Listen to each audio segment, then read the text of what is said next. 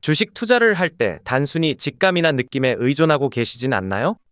오늘 영상에서는 막연한 감을 명확한 데이터로 바꿔주는 실전 투자 전술, 주식 시장의 6가지 비밀 범주에 대해 알아보겠습니다. 우리가 매수 버튼을 누르기 전 가장 먼저 해야 할 일은 무엇일까요? 그것은 바로 내가 살 기업이 6가지 범주 중 어디에 속하는지 명확히 파악하는 것입니다.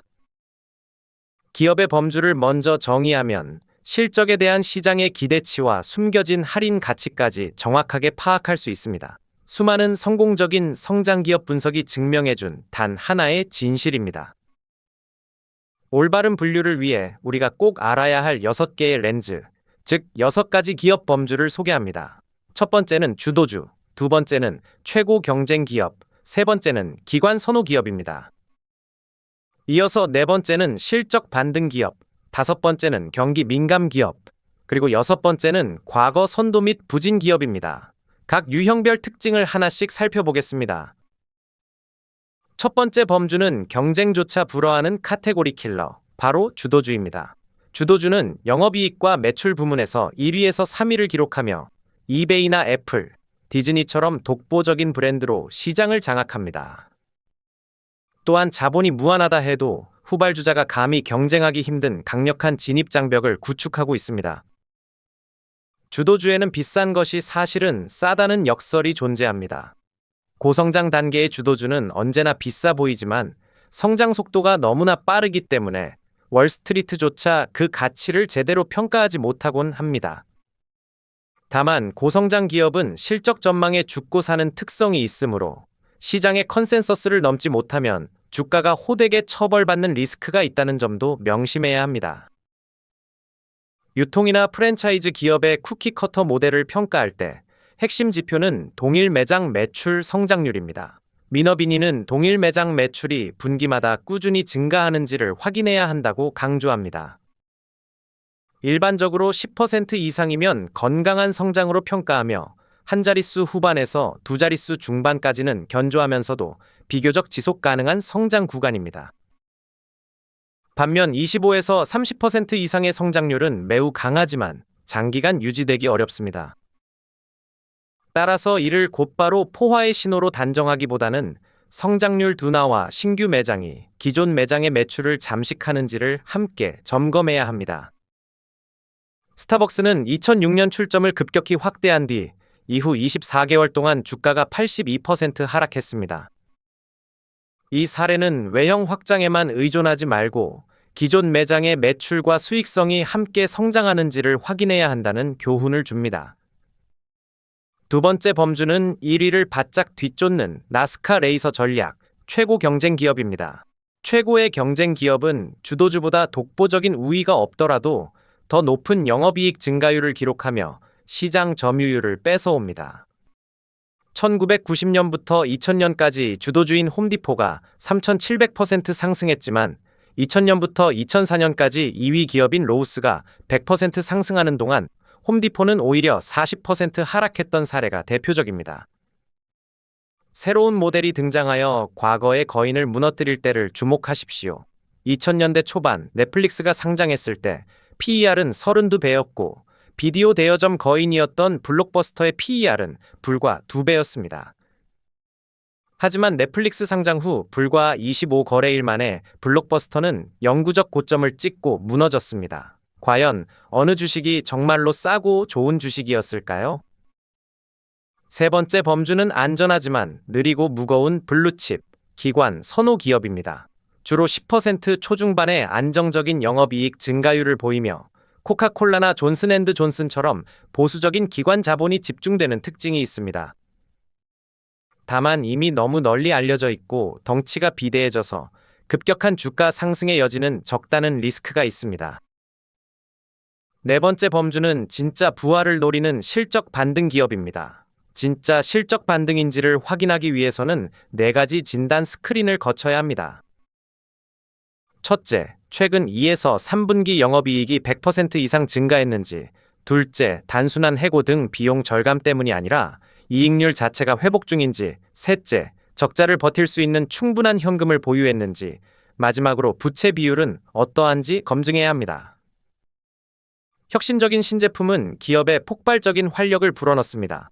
애플의 경우 2003년 바닥권에서 10,000% 이상 상승했는데 이 상승분의 73%는 아이팟과 아이튠즈, 아이폰 같은 신제품 출시에서 비롯되었습니다.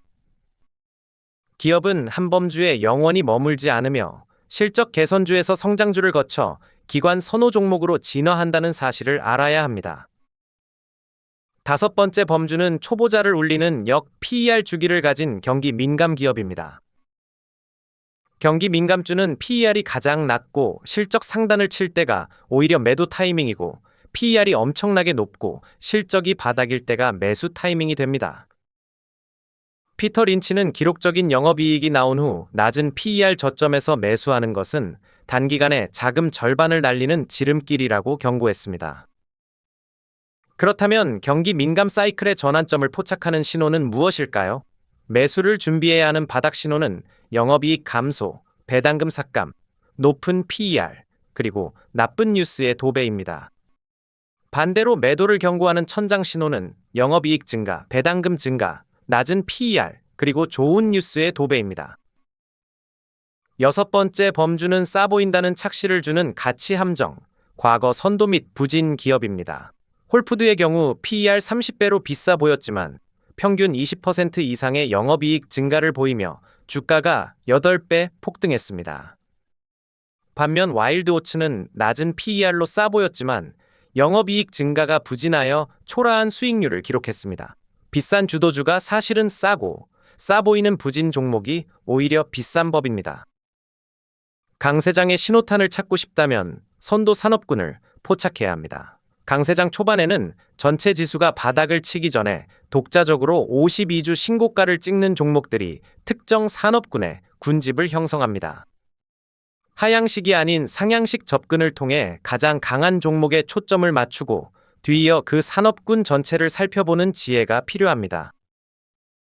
주도주가 재채기를 하면 산업군 전체가 감기에 걸린다는 유명한 격언이 있습니다. 초고수익 종목의 60% 이상은 개별 기업의 힘뿐만 아니라 해당 산업군 전체가 상승한 결과입니다.